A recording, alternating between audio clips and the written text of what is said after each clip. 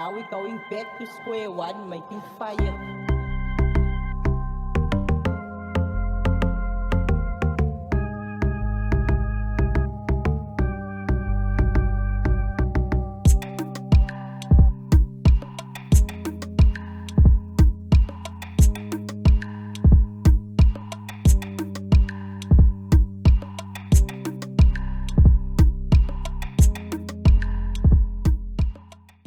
Strictly speaking, social justice is about fairness to all. And at the center for social justice, we define it as you haven't restored the lost capability. Yeah. Because if between 1913 and now you were not able to farm the land, absolutely, the struggle has been worth it. Firstly, today, we have civil and political rights. We can talk about rights. You can do this podcast. Prof, greetings. Welcome to Beyond the Headlines. Thank you for joining me. Greetings, Doc. It's such a joy to see you again. Regarding the land issue, it is a social justice issue, and it's just also a local justice issue. Ideally, land should be equitably distributed among the people who live in any country, because land is life. It's not just a commercial resource. Land is what roots people. It's where people bury their loved ones. It's where people conduct their rituals. In fact, our first social justice roundtable, which was a conference, it was supposed to be an expert roundtable, but a lot of members of the Khoisan and colored communities gatewatched it, and they spoke so pleadingly about the land rights. And some of it was about farming, some of it was about just the ability to build a home of your own, instead of waiting a long, everlasting RTP housing. But there was also just about burial sites, just a place to call your own. The current government also thought land was important as a resource that allows people to use it as security for locals and people. Now, you asked me a question about, is it fair if it's taken arbitrarily? And that's not fair. That's why we have this new law, because the old law was far more arbitrary. People have heard stories about Kolobeni, people who have had mineral resources discovered in their land, they know that the existing expropriation regime has never been on anybody's side other than those with money and positive power. So now this one is going to be a highly curated process. Firstly, it doesn't start with anybody grabbing a land. In fact, it never will result in land grabbing. So, government identifies land for a particular purpose. Could be public interest or public purpose. On the issue of land still, I think my greatest concern are young people. And again, young people, Black young people, to be specific. I often ask myself, if we don't have access to land, one of the principles for social justice, and you will correct me if I'm wrong, is access to resources. And if young people don't have access to land, and land as a resource in this case,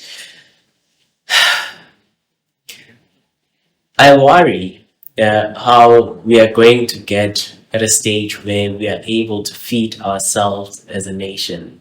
Last year, when we started, we were just mentioning the social justice conference last year, which we had, and it was mainly on alleviating hunger. Yes. But how do we get there if we are not true to ourselves as a nation? If certain parties still feel ashamed when we bring to the conversation the injustices of the past and we try to correct what happened in the past. How do we even change mindsets? Because at some stage we need to get there.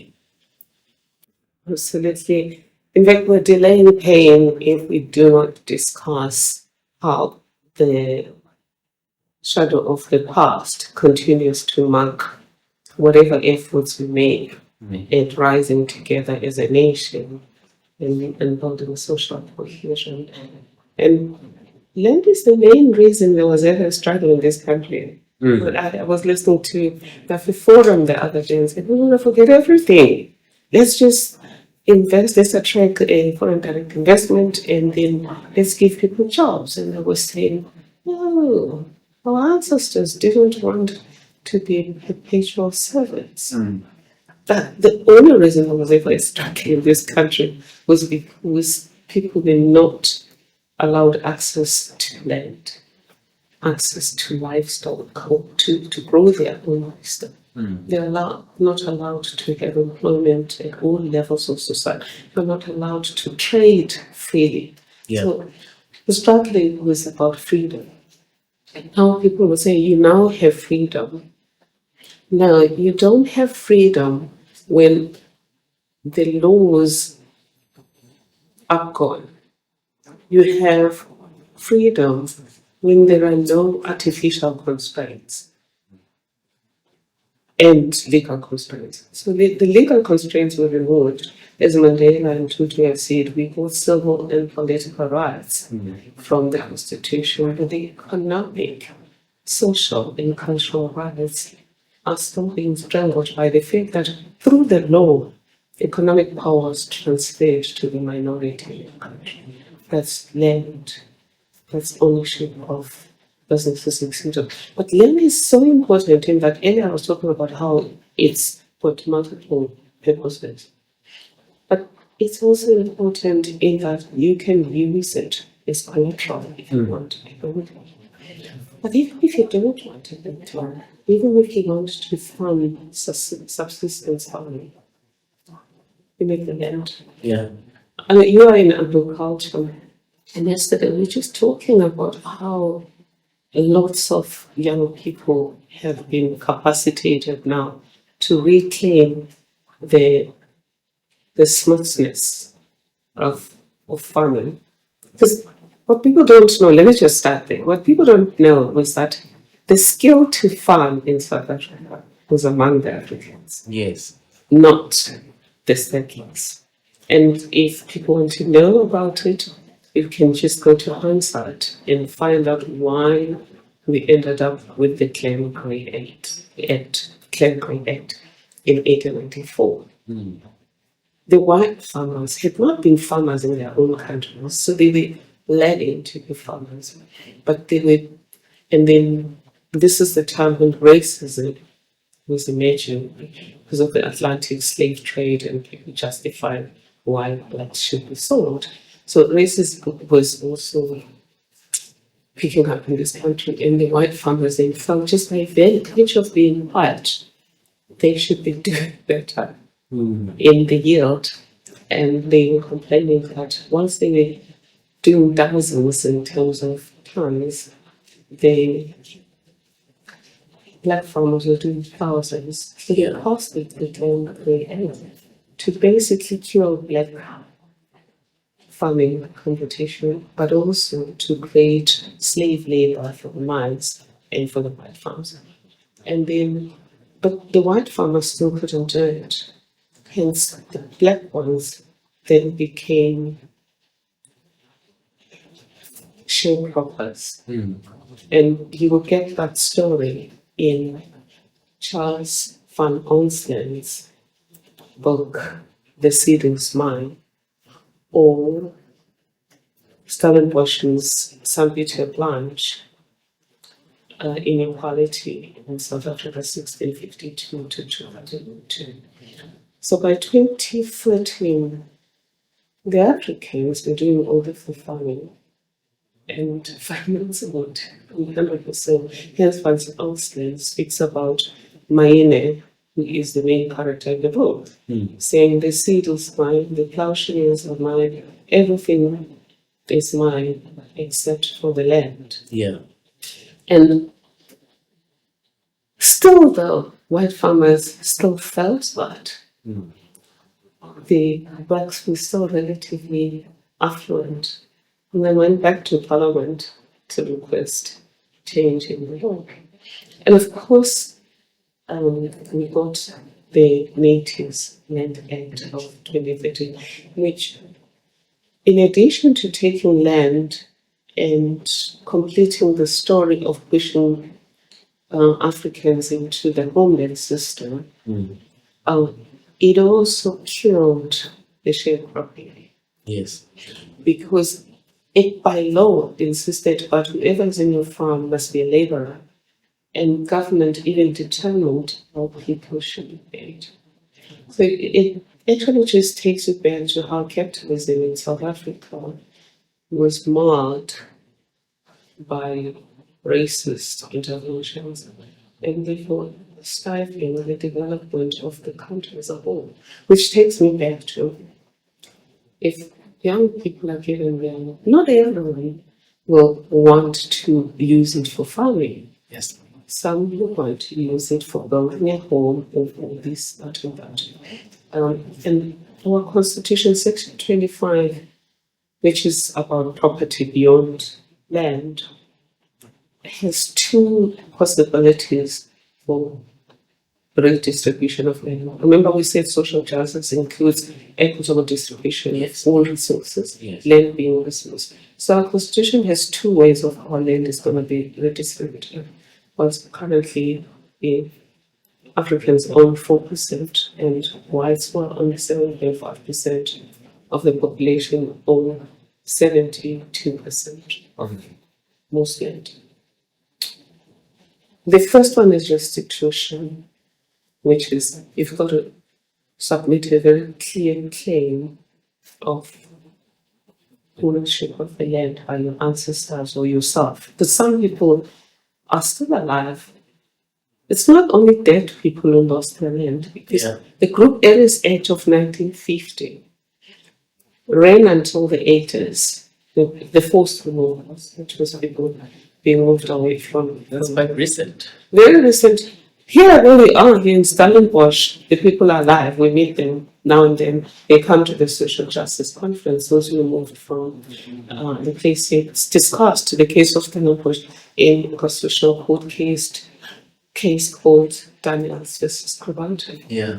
And then Camps Bay. Yeah, there's so many places where people move. People, I've met Camps Bay. Yeah, I've met people who say, I still go to my former home, because some of them were kids when their parents were moved. So they just remember the playground where they used to play, ride their bicycle. So they still go there because they didn't even mow down the homes. They just gave it to them. Yes. In some cases. Of course, there are cases where the homes were mowed down. So those pains are still there.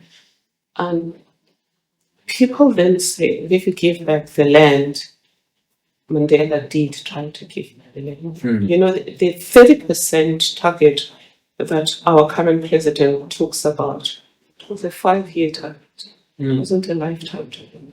It was between 1995 and 2000.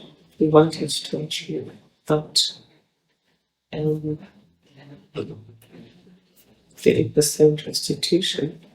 Now, Sorry, can I pause you? Where are we now? Have we met that 30%? well, that 30%, no, it's at 25%, but that's not 25% ownership of. People get confused. It's 25. It's 25% of restituted. Yes. 25% of restituted. So in terms of blacks, in an inclusive way, which is Africans, colours and Indians, the ownership is still far from ideal. But where did government go wrong? They could have just read the African Claims document of 1940 that was written by African intellectuals under the African National Congress. In fact, it was the first inclusive Bill of Rights in the world that took care of civil, political, cultural, and economic rights. On the land issue, it talks about getting land, but getting this very same support that white farmers are getting. So that's the part that was missed. People were asked, almost similar to a game that they used to play when they were selling soap and things like that in the township and the rural areas when I was growing up, where it was the box of the money, the mark, the money. So they did exactly that with our people. The money of the land. Now, again, we've got to read The Seed is Mine by Charles Van Ons, because he shows you what was lost. You lost the land, but you also lost the capital, because once you have land every year, you put your money on the side, as you know when you teach your students agriculture. So there's livestock. When Daniel Scribante talks about how Soulaki in his 1914 native life in South Africa talks about that Nakba, to use that language of people going to nowhere, basically having their cattle dying around the way. So they didn't just lose land, they lost capital, they lost homes, they lost livestock. Now you now give them land. Okay? And I remember one lady, after they gave them land somewhere in Northwest, she wrote to me, and I wasn't even properly protected when I was here. So now that we've been given the land, who's going to give me back the livestock and the house? Because the time they gave them land without homes, that land had homes. But the last part of the mistake is when the people owned the land, they didn't own it as a company. It was Dlamini there, Mhlongo there, Smelane there, Masibuko there, Madonsela there, owning their own homes. Why does that make a difference? It makes a huge difference in that to run a big piece of land together requires additional skills, because you're now a company, a corporation, and these are simple people. And I noticed in Mpumalanga that they've been given the land and they're not able to use it productively, because now they've been given this mass that they collectively own, and they need to select among themselves people to manage the land. So they've got these CPA, community property associations. And our people don't even know that they are the CPA. So the community property association is supposed to be everyone. They think the CPA is the handful of people they've appointed to do a grant. And those people are looting various pieces of land and selling it. And some of it in Northwest, I think it's Makbone. Those trustees just sold everything to themselves and to others. Yeah. So I've got an interesting comment to that. So I did my internship in the Department of what was then Rural Development and Land Reform, and I was responsible for cooperative development. We were servicing Gauteng, Northwest, and Mpumalanga. I was servicing those three provinces. Whenever we visited people towards the end of the year, whenever we were doing our M&E, we would find that they would have either sold the land back to where it came from, or it was just lying there unused. And that was our biggest challenge as a department. But then also, what the department used to do was to hand out this resource, maybe with a tractor or some form of infrastructure, and we'll just leave people there, you know. Exactly. That's a problem. If the process was not restorative, Yes, the process it is was definitely. designed to make them fail, so that the land goes to others. But why is that when the same people that are sitting in government are people that are supposed to consider people at ground level? And I would assume with the transformation, South Africa's transformation, the same people that are in government understand the struggles of people down there. Who generates policies in government? I worked in the Department of Justice from 1995 to about 2002. The people who generate policy in government are assistant directors and deputy directors. And when I was there, in those early years, there were people who were the apartheid people because they were people who came with the system. That process was designed to fail. Again, I'm going back to Charles Van Onslow. You're giving me land. There's this African saying, or it's Afro-Chinese saying, that says, if you want prosperity for a year, plant crops. If you want prosperity for 10 years or so, plant trees. If you want prosperity for 100 years and beyond, invest in people. Yes. Now, the original system had invested in people. Ubuntu, people. Nobody came with in a ship here carrying land. Nobody came here in a ship carrying a cow or a sheep, which means local people knew how to farm. Yeah. And I think Ngaitobi, no, it's not Ngaitobi, it's somebody else, Sipo. It's not his Sipo surname, talks to me about how all of these things were stolen, including cows, by just finding people for the slightest of thing in cows. So I'm coming back to here. You're now giving people that land.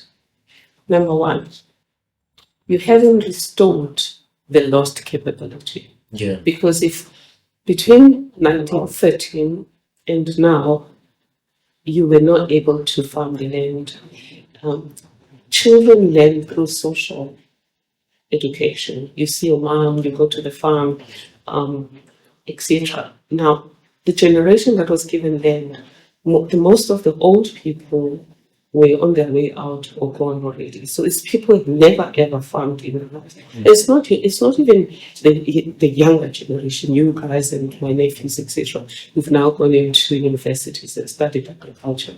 It was just given land. Not to say, let's mobilize these young people to come and be your extension workers. I remember when Swaziland reintroduced farming, they flooded the villages with extension workers to help them to farm again. So this didn't happen here. And then, but beyond the fact that they couldn't farm anymore, the skill was gone, is the lady who wrote to me, what are they going to eat? Like, if you want to be successful for a year, you've got to plant crops. But what happens once you are waiting for the year? Yeah. If you're going to plant trees, what happens in the 10 years? Yeah. Yes. So they were really set up to fail. But the very same people that advised the government to give them the wrong formula then gave them a formula. By 1999, the formula changed, where it was, oh, you guys don't know how to farm, we're now going to give you land on a 20-year lease or something like that. That was a disaster because you're creating inequity. Back to social justice. Yeah. Is you are in a competitive environment. You are farming on a 20-year lease. The other farmers who are already established own their land, which they can use to the bank as capital. Some of them, I know colleagues here at Stellenbosch, where I live on the farm, but I have leased most of it to somebody else to farm, and I have just living rights on the farm, and I'm allowed to eat some of the fruit or something. Now, if you have a 20-year lease, firstly, you're not going to be able to invest. You're not going to go all in, because there was a case again in Mpumalanga where somebody did go all in, and I think he was planting peaches, if I'm not, or apples, and he was doing very well. And then civil servants came one day to say, no, we want to give this farm to somebody else, we're not going to give you another one. Because it belongs to government. So, no explanation. And the last time I checked, the matter was in court, but it was ridiculous. But it's those kinds of stories of a mismanaged land reform system. Why we're not moving forward with ownership is because government from 1999 decided to pivot from equitable distribution of land. I mean, equitable would mean on same terms for those who were excluded and those who were included. Now those who were excluded are now on these rentals. But secondly, they're given these rentals, so your name is on the rental, on condition that they have to have a mentor from the historically advantaged community. Yes. And in some cases, they even want it to be a partnership. And the practical thing, Ruth Hall from UCT writes about these things all the time. The practical thing is that blacks have become subservient laborers again. Because I mean, if you're renting, but you're not even managing, what's your story? Yeah. You're a laborer. Yeah. Exactly the way things work. So we really need people who are impact conscious when they design these. I used an algorithm today and asked it. No, an AI. I asked AI, who would lose and who would win if we reinstituted in South Africa or globally, if we reinstituted what did we call that thing? Those restrictive laws in terms of commerce and people's movement, etc. And it was marvelous, because I'm testing the thing we're trying to do here at Stellenbosch. Yes. In this case, it's not my black box because I haven't created this particular AI. But it was marvelous that it was able to tell you that these would be the winners, these would be the losers, this would be the impact. So I think in the next phase when they do land, before they sign off on something, even if they don't do our SIAM, they can use any algorithm and say, will this improve land redistribution in the Western area? And I'm certain that this AI will tell them, no. This is what we can do. The richer will get richer, the poor will not benefit that much. Well, I guess that's the model everywhere, actually. The rich always have to get richer and the poor have to get poorer. You see it everywhere. I wanted to chip in on the issue of young people again, or the black community at large. You know, it seems to me like when it comes to the land issue, what Chambers writes about in his book on the deprivation context, the deprivation trap, it seems to me like the model of government is to ensure that people are entrapped in poverty at all times, even though we say the opposite. One, people are isolated. Two, they are powerless. Three, they are suffering from hunger. And there's these other two elements that are forgotten that Chambers mentions. Prof, when are we giving people power? And you talk about fairness as one of the principles of social justice. If you look at young people, you mentioned your cousin or your nephew. Your nephew has a degree in agriculture. You are sitting with somebody that has a degree in agriculture. Yet the very same person who is skilled, who has the know-how, cannot acquire state land because they are working at a university. No, certainly. When are we going to give people power? I think it's a twofold answer. One is I think our people have more power than they think, but you're also right that we need to do more in liberating people to do things for themselves. And one of those things, of course, is to give them statehood, but not on the terms they were given from 1995 up until now. On terms that recognize that you need land, you need capital, you need skills, which is extension workers that can assist you. Yes. And you also need protection from vultures. I mean, one of the cases I have is women in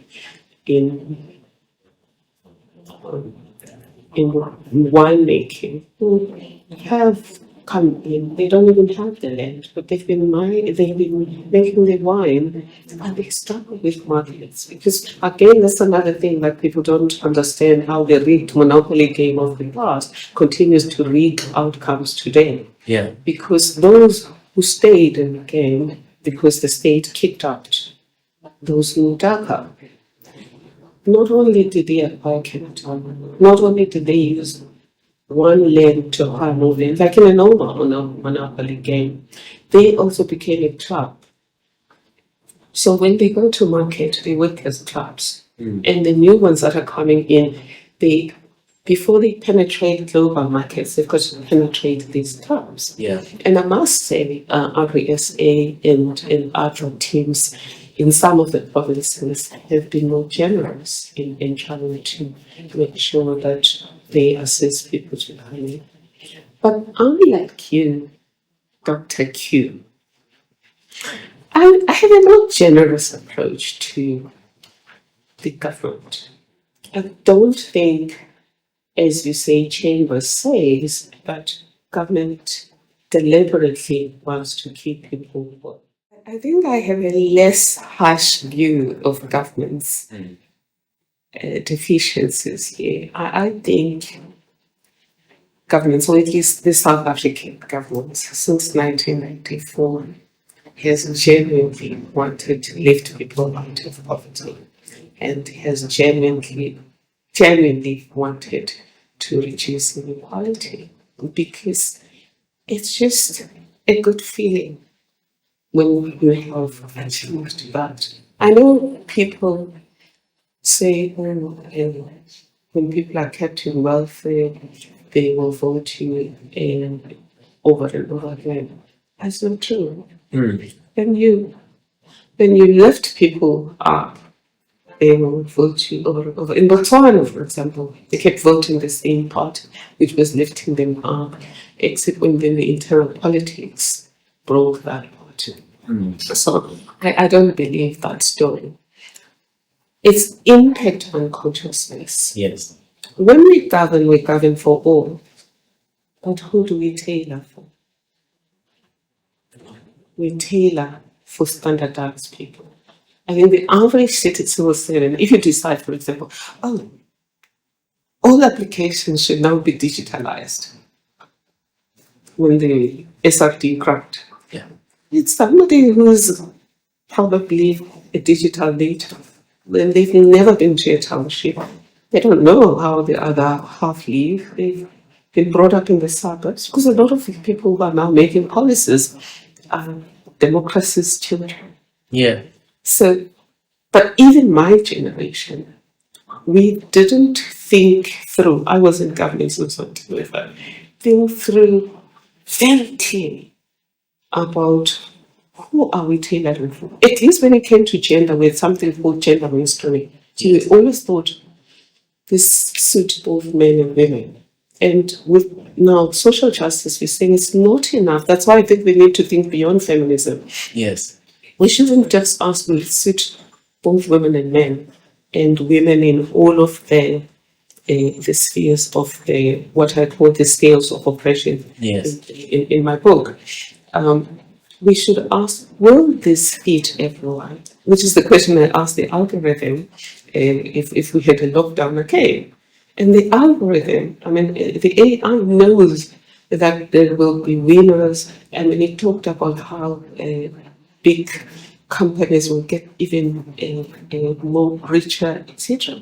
So that's, for me, I would just say, moving forward on agriculture, on redesigning the economy. The Minister of Finance will be speaking shortly, he has to ask himself, what's in it for everyone? And if you are saying for the children of Kingsley Gasemi, Charlotte McBain, and Albert Thuli, etc., all you are offering them are the crowns of jobs. Jobs which are not sustainable, by the way, because if they are based on FDI, when FDI flies away, gone are those jobs. Yes. But if you are tailoring for everyone, then you would say, should Kingsley Gasemi's children, should like his children be better off than his lamentation in 1940, where they're not just job seekers. They're not just happy to get those crumbs of jobs. They are being re-enabled. Those capabilities that were taken away by colonialism and apartheid are restored. And of course, then that's the land question plus everything else. But land coming with restored capabilities. Yes. Well, Prof, I hope that whoever sits up there is going to watch this and they're going to listen, because we seriously need this. We seriously need a breakthrough for people. And you will forgive me. I'm a self-acclaimed activist for young people. At least while I'm sitting here, I'm seriously hoping that we are going to get to a stage where you and I are not going to be sitting and having these conversations, because I really don't know. We had a conversation at some point where you said, young people need to start creating businesses by themselves. But then I reflected on that and I thought to myself, it's not as easy as Prof says. The reason I say this is because if you look at the working class, the majority of them can barely make ends meet, for starters. Two, the same people in government that we've been talking about, they themselves don't have businesses. I know there is a couple of active and your go-getters out there, but it's not easy for everyone. Now imagine you have the means to do something. You get a salary at the end of each month, but you're not able to start a job for yourself or for people. How do you create employment when you are in a backseat and you don't have any form of income? I asked this referencing a conversation that you and I had. I think it's easy when you have your Maslow's basic needs catered for you to think creatively and start a social and or a commercial enterprise. I'll give you that dog. And which means we have to meet young people halfway, because when your thoughts are just about what am I gonna eat tonight, what are my children gonna eat tonight, it's really difficult to think more laterally about what to do. However, and I don't like however, there are many young people who are not destitute and hungry, who are above that Maslow's hierarchy of needs, either because the parents work or they've got some kind of supportive environment. And I would say to those young people, number one, volunteer. Most of the things you see at the back of my books about what I did were volunteering things. And I remember my father just being horrified when I was working as a trade unionist after getting my first degree. And I got a job offer from an insurance company. I declined. My mom understood me. My father was just horrified. But the reason I could do that was I knew I have a roof over my head. and I eat every day. My father was providing. So I cannot expect the same of all young people, which means then it has to be a two-way street. Yesterday I spoke to you about Lerato from the Pesa Foundation. Yes. And then she said, Mom, Thuli, you guys have trapped us in waithood because in the plan, the Cry of Winnie Mandela, they say we are a nation in waiting. And clearly, from their point of view, they told me we're waiting for the state. In other words, it's an indictment on government that we are waiting and there's no delivery. But the route was turning it around and saying, this waithood is shortchanging us. Yes, government should deliver, but you can't let your own life fall apart. Yeah. I mean, I see a doctor saying I'm unemployed. I see a lawyer saying I'm unemployed. And I can understand if you're hungry, nobody can help you. But if you're at home, your parents are paying for you, food for you, you can't be unemployed. You should be able to put in up. And anybody can put up something that you can assist people with. The Tuma teaches something called enterprising communities. And it's cultivating an enterprising mindset. You can leverage something, you can leverage a plastic bag. If you're a lawyer, you can be a company secretary for people, you can you can advise small businesses. So there's a lot of things that some can do, not all. So you see, you are an advocate for young people and you're advocating for the right group. Africa is going to be the youngest continent in a few years' time. Yes. And we talk about harvesting the youth dividend. And there's no point in harvesting that dividend if we've not invested. So I'm with you there, that whilst I'm appealing to young people that please don't be trapped in waithood. We waited for Mandela. We sang Oli Bata Boteta No Bota Kululubade. And Lerato said that was a wrong song. Because Lerato was saying there were so many leaders, and we were praying we were singing for Mandela to be released to lead. It was okay to sing for Mandela to be released, but to say Mandela Zobusa when Tambo is leading us, many other leaders. So it means we have that mentality of looking for a Messiah. Yeah. And at this stage, okay, Mandela came, we're looking for government as a Messiah. I think we should be looking to government as a partner, which is what President Ramaphosa was inviting us to do.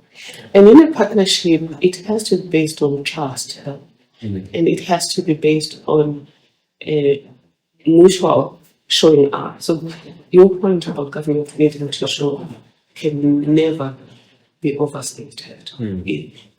Government has to show up. Government has to cultivate hope. But if government is not going to show up and is not going to cultivate hope, that you, my nephew, my colleagues here who are all young, lead the way. Prof, maybe as I'm about to shake your hand, let me ask these two last questions. In his State of the Nation address, I think in 2019, the first SONA, was it in 2019 by President Ramaphosa? He, I don't remember the year exactly, but I think 2018 when he was interim president, sort of, yes. The very first one. Yes. When he was interim, he said their role as government is to create an enabling environment. A simple yes or no. Do you think government does create an enabling environment? If you think about the young people. Yes, for some, but they're not doing that tailoring for all. They have. I mean, you will see that there's some people who have benefited from the industrialization, from BEE, from supplier development programs, from the youth employment programs. We've got young people here who are working with us on that program, but they're not tailoring for all. Remember when the president spoke about Inswalo? Yes. I had two problems about Inswalo. One is Dintswalo is still a job seeker. Yeah. And Pixley and Charlotte Mokenge would not be happy about that. So, but it's still developing because not everyone is going to be a job creator. So for me, I want a multifocal lens that looks at, if you are looking at Dr. Q, he's not looking for a job. He's pushing his own car by the roadside, if I use a Miles's language. But all he needs is a hand up and not a hand out. Well, this great job is trapping people in just handouts and handouts. I remember Malaka Mashati, she sits in Germany, but she's a journalist, I think, or she's in media. She writes articles sometimes. She posted something on Facebook and said, meet Dintswalo. That's how she started. Meet Dintswalo. Dintswalo comes from a very poor background. When she was young, government comes and they build an RDP house. They get some form of support. She lives with her grandparents. And then she gives this scenario. Dintswalo is now a nurse, but she is trapped. She has to look after her family, black tax. She's unable to build a house of her own. And she continues to say, Dintswalo had hopes of being a businesswoman, but she's unable to because she's entrapped in this system. Other people from the outside think that Dintswalo has made it in life. And in all fairness, she is at some level of comfort, even welcome to others. And then I remember my comment was, and then comes a particular president, and not to shame the president, then comes a particular president. She talks about the same Dintswalo. He talks about the same Dintswalo. One, the president leaves out the fact that Dintswalo grew up with her grandparents, but also in a very rough community where there are high levels of crime, where there is no water, where she was raped in the first 15 years of her life. But she had to pick herself up and be a nurse, and she's used as a case study. Wow, that's remarkable. And I think when you are saying, of course, when you are trying to cultivate hope, which is what the president was doing with Dintswalo, was to show progress. But you say, tell no lies, claim no easy victories, as Anika Kabar once said. And I think that there's a way of telling both stories without undermining the idea that there has been an investment in capabilities of young people. But it's been one-dimensional. And insofar as it has invested in businesses for young people, it's been primarily to make young people entrepreneurs and also to be suppliers to capital, which I'm okay with that. That's one dimension. But there's just young people who are doing their own thing. And we just want to do their own thing to be assisted. We don't know about the Africa continent or the trade agreement now. How do we help onto that vehicle? If those who know how to deal with that are people who have families who are in the diplomatic corps, and people who have families in that.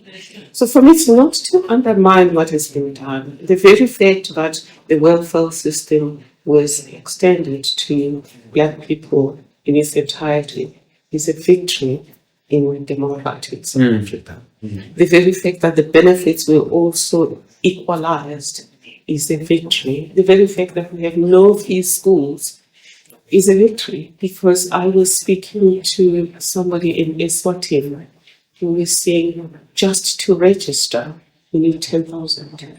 To somebody else, 10,000, it looks like it's just money. To other people, they will never see 10,000 in the whole year. So we have no-fee schools in this country. We have school feeding systems. We have the SRD grant. But where we have failed is where you are concerned. And Yes. going back to the dialogue is when we think about crime, let's not just think about impact of crime on business, including farmers. It's important. Let's think about those things, but let's think carefully about the girl child. And when we're thinking about economic and inclusive economy, let's not pursue unintentionally the dream of Cecil John Rhodes Yeah. and Fairwood for the African child, because those two guys saw the African child as no more than a labor for the rest of their lives. So when we say you scored a victory when they are laborers, I asked the question that I asked on Twitter recently, means there would have been no struggle Yes. if it were about child, because at that stage, we went.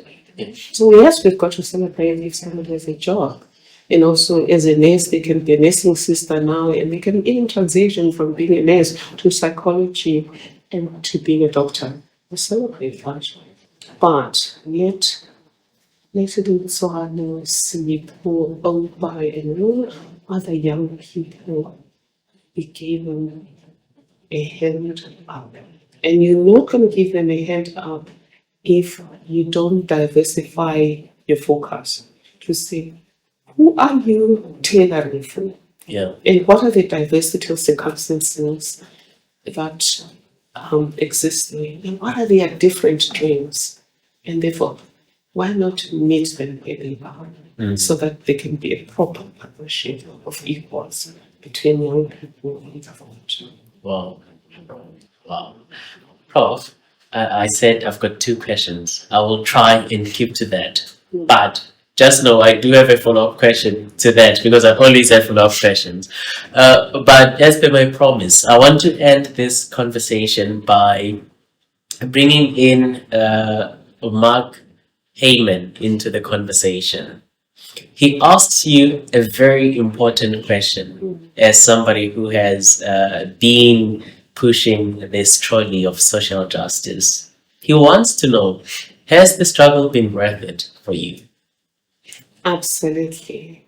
The struggle has been worth it. Firstly, today we have civil and political rights. We can talk about rights. You can do this podcast. We can express our views and know that you're not going to land in John Foster's way and die like Steve. Yes. It's civil political rights is we can decide who we want to go to parliament. We can put ourselves up there. And in court, they're not going to look at whether you're a woman, a white person, or a black woman, intersectional gains. They're going to look at that insofar as undoing inequality.